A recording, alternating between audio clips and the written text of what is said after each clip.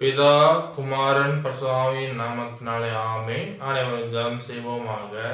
நேற்று மீண்டும் மாறாத பரமபிதாவே, இந்த காலை வேலை கொடுத்த வேண்டி தவப்பண்ணி இந்த காலை வேலும் சமூகத்தில் யாவரும் கூடியிருக்கிறோம். கர்த்தாவே, இந்நாளில் நான் எடுக்கின்ற தேவ பாடல் மூலமும் வசனத்தின் வாயிலாகவும் இந்த அருளின் வாயிலாகவும் என் கூட இருந்து அணுதின வேலையில் ஆக்கும். கர்த்தாவே, இன்னி வரைய நாட்கள் ஒவ்வொரு காலம் பொன்னான காலம் அமையவும், நாங்கள் திருச்சபையை நல்லபடியாக நடத்தவும், எங்களுடைய பணிபுரிகின்ற ஒவ்வொரு பணியாளருக்காகவும் ஒவ்வொரு மக்களுக்காகவும் ஜெபிக்கிறோம். கடவுளே, அவர் குடும்பத்திற்காகவும் ஜெபிக்கிறோம்.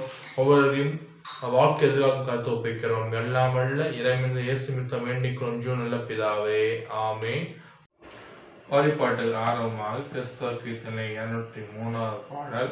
அழகாய் நிற்கும் யார் இவர்கள், திரளாய் நிற்கும் யார் இவர்கள், சேனை தலைவராம் இயேசுவின் போர் தளத்தில் அழகாய் நிற்கும் யார் இவர்கள் என்ற பாடலை பாடுவோமாக. முதல் 3 சரணங்களை மட்டும் பாடுவோமாக. அழகாய் நிற்கும் யார் இவர்கள், திரளாய் நிற்கும் யார் இவர்கள், சேனை தலைவராம் இயேசுவின் போர் தளத்தில் அழகாய் நிற்கும் யார் இவர்கள், அழகாய் நிற்கும் யார் இவர்கள், திரளாய் நிற்கும் யார் இவர்கள், சேனை தலைவராம் இயேசுவின் போர் தளத்தில் அழகாய் நிற்கும் யார் இவர்கள்.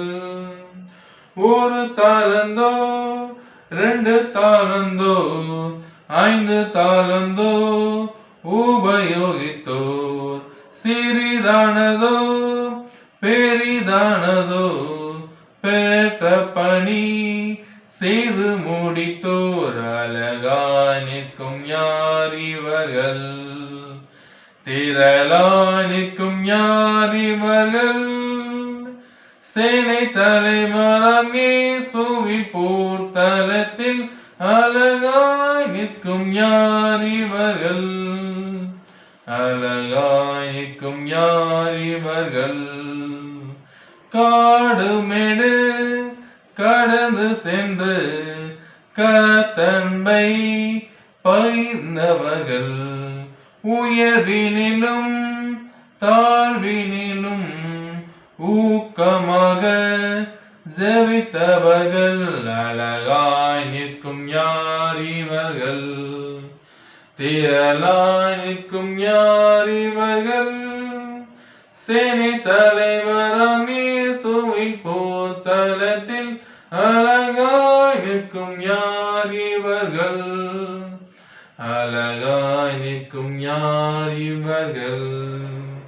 தனிமையிலும் வறுமையிலும் லாசர் கொண்டு நின்றவர்கள், யாசித்தாலும் போஷித்தாலும் விசுவாசத்தை காத்தவர்கள், அழகாய் நிற்கும் யார் இவர்கள், திரளாய் நிற்கும் யார் இவர்கள், சேனை தலைவராம் இயேசுவின் போர் தளத்தில் அழகாய் நிற்கும் யார் இவர்கள், அழகாய் நிற்கும் யார் இவர்கள். கிறிஸ்துவுக்குள் பிரியமானவர்களே, இந்த அருளிக்காக பகுதி திருத்துவ பண்டிகைக்கு பின்வரும் 12ஆம் ஞாயிற்று அருளுரை பகுதி ஏசாயா 38ஆம் அதிகாரம் வசனம் 17 முதல் 20 முடிய. ஏசாயா 38ஆம் அதிகாரம் வசனம் 17 முதல் 20 முடிய. அதை வாசிக்க கேட்போமாக. பொது மொழியிலிருந்து வாசிக்கப்படுகிறது.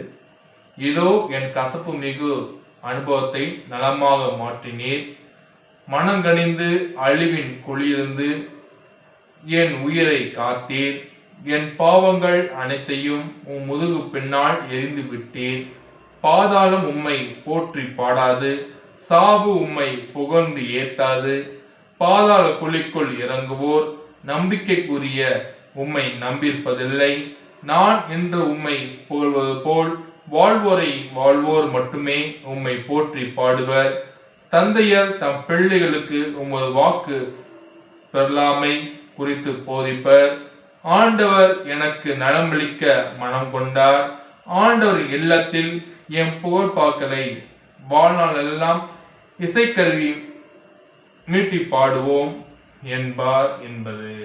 கிறிஸ்துவுக்குள் பிரியமானவர்களே, நாம் கண்டிருக்கிற அருளை பகுதி ஏசாயா 38 அதிகாரம் வசனம் 17 முதல் 20 முடிய. ஆண்டவர் இயேசு கிறிஸ்து அநேக இடங்களிலும் அநேக சீடர்களுக்கு இறைச்செய்தியும் இறையின் பண்பையும் கொடுக்கிறது போல இப்பகுதியில் பார்த்தோமானால் எசேக்கியா ஒருவர் நோய்வாய்ப்பட்டு வாழ்கின்றார்.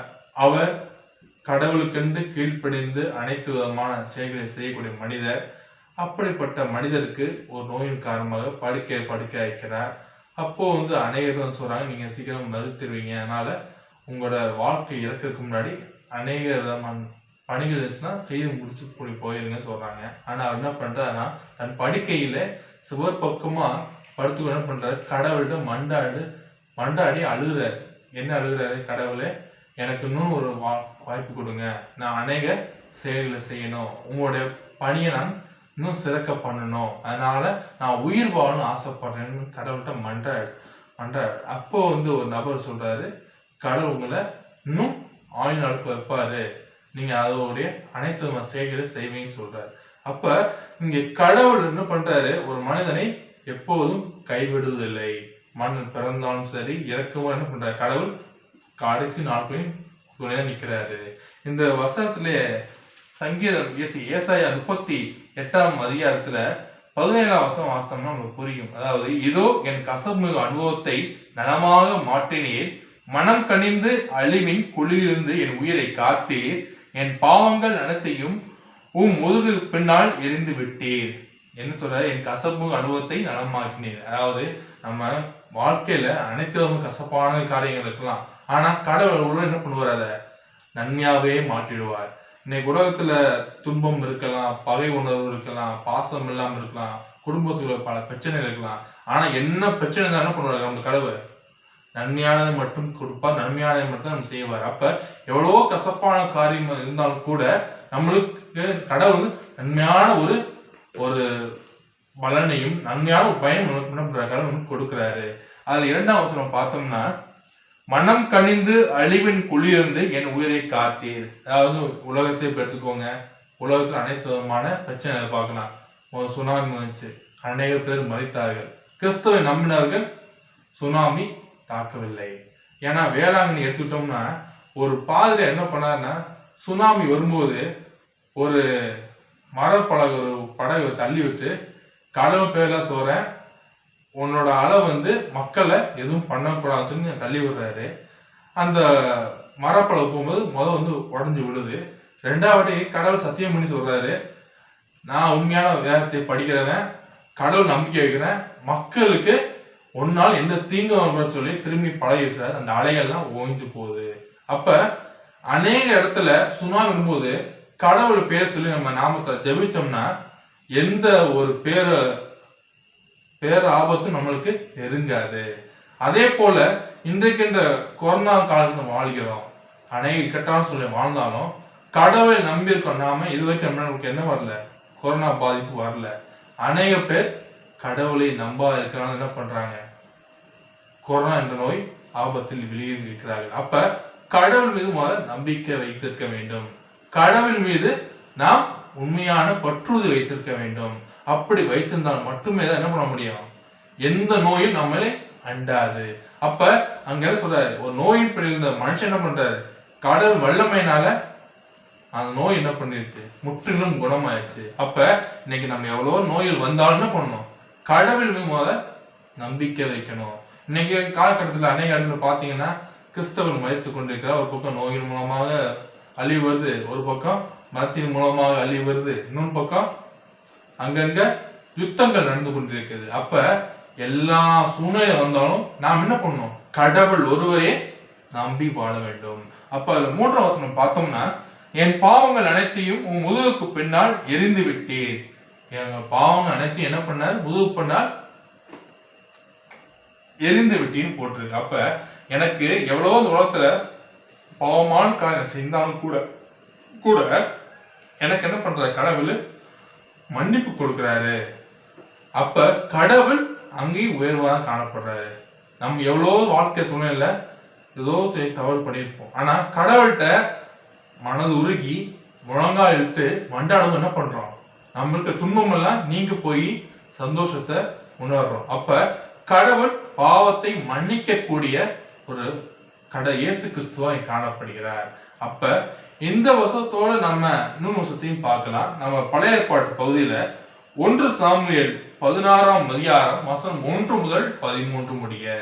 1 சாமுவேல் 16ஆம் அதிகாரம் வசனம் 1 முதல் 13 முடிய. இந்த உள்ள வசனத்தை பார்த்தோம்னா தாவீது கடவுளால் உயர்த்தப்படுகிறார். சாதாரண ஒரு தாவீது மனுஷன் எப்படி இருப்பாரு? ஒரு ஆட்டு தொழுவத்துல ஆடு மேய்க்கிற மனுஷர் ஒரு காலத்துல என்ன பண்றாரு? ராஜா வர்றாரு. ராஜாவுக்கு யார் காரணம்? ஆண்டவர் இயேசு கிறிஸ்து.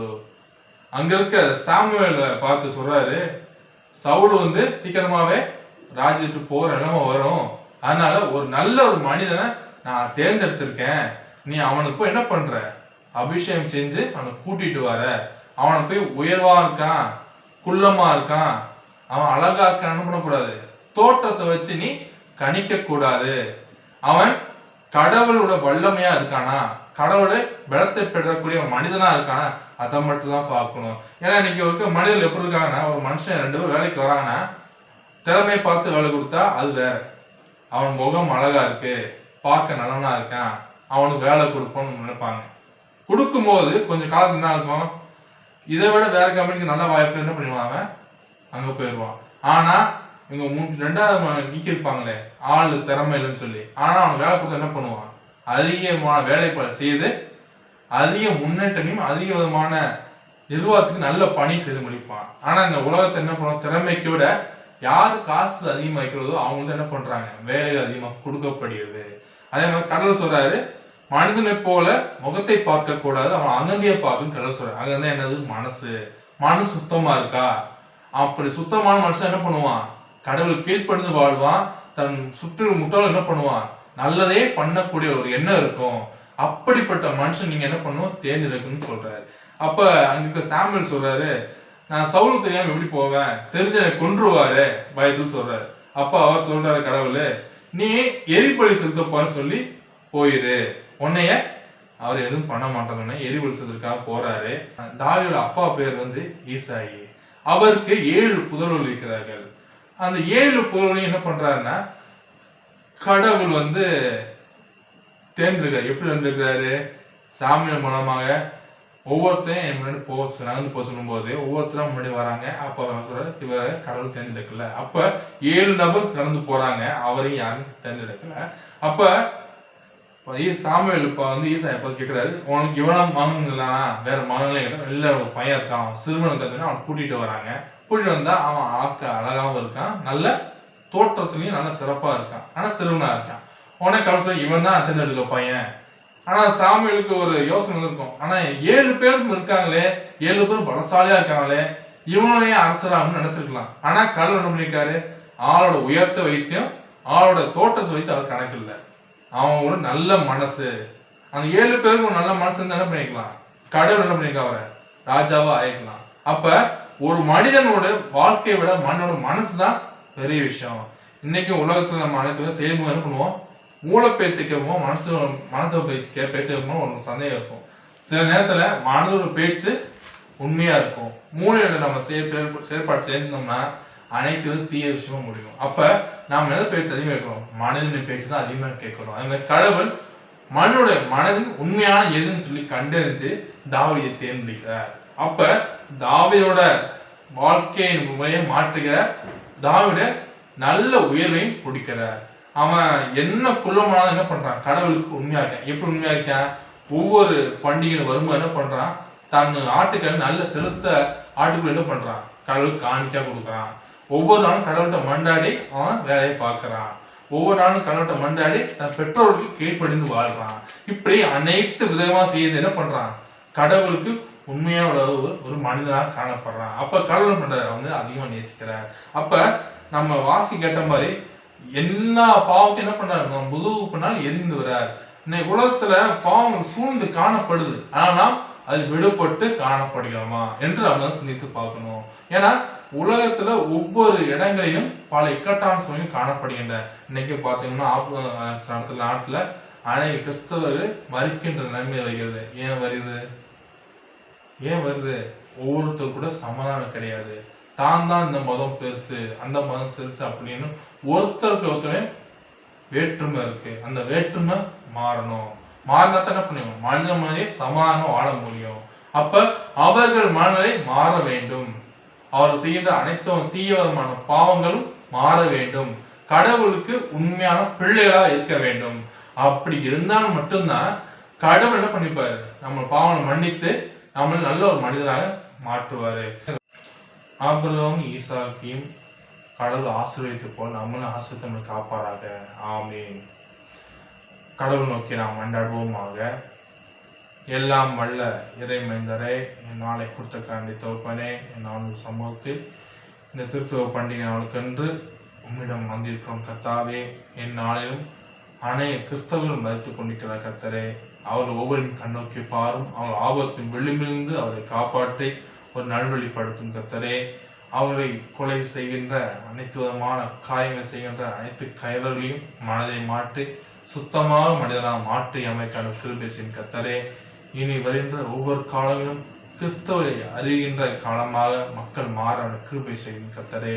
அநேக மக்கள் கிறிஸ்தவம் என்று அறியாமல் தீய எண்ணங்களும் தீய பாவமான காரியம் செய்து வருகிறார் கர்த்தாரே. ஒவ்வொருவரையும் கண்ணோக்கி பாரும்.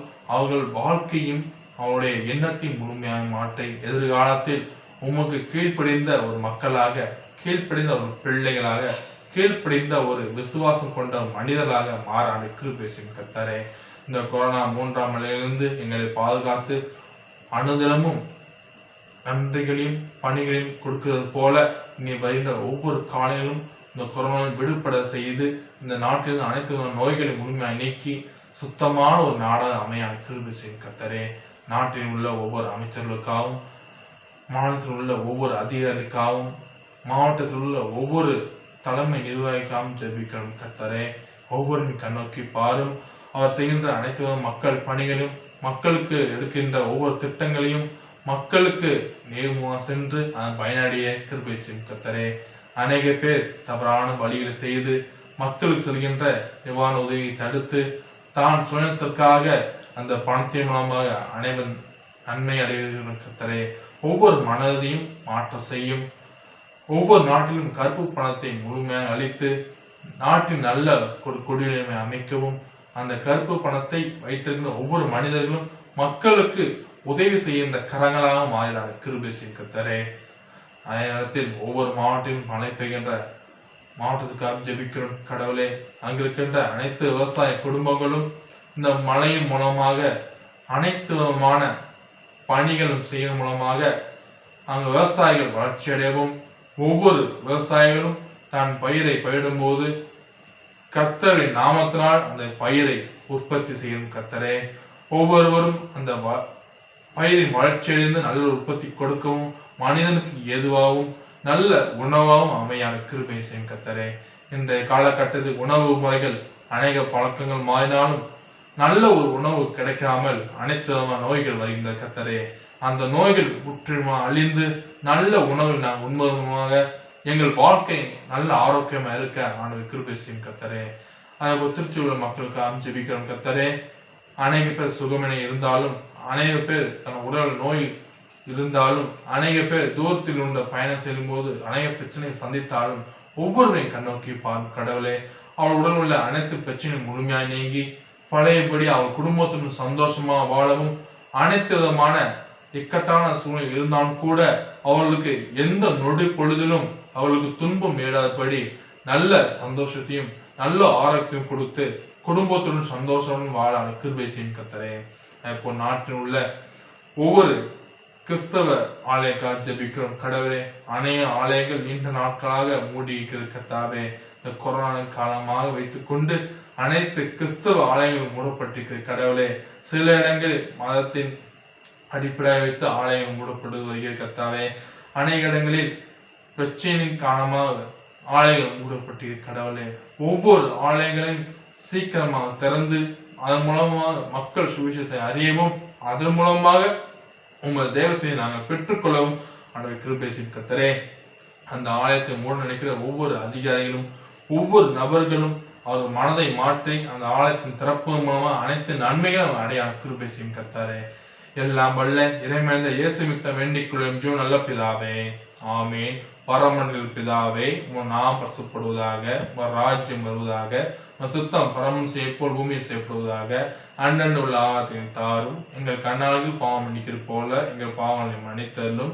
எங்கள் சோதனையும் பண்ணாமல் தீமை வச்சிருந்து கொள்ளும். ராஜ்யம் வல்லமையும் மகிமையும் என்னோட மக்கே சுவாமி, ஆமேன். என் ஆத்மாவை கர்த்தரை ஸ்தோத்திரி, என் முழுவதுமே பரிசுநாமத்தை ஸ்தோத்திரி. என் ஆத்மாவை கர்த்தரை ஸ்தோத்திரி, கர்த்தர் செய்த சகல உபகாரங்களையும் மறவாதே. ஆமேன். சுவாமி கிருபையாரும், கிறிஸ்துவே கிருபையாரும், சுவாமி கிருபையாரும். ஆமேன். வராமல் சொல்றேன்.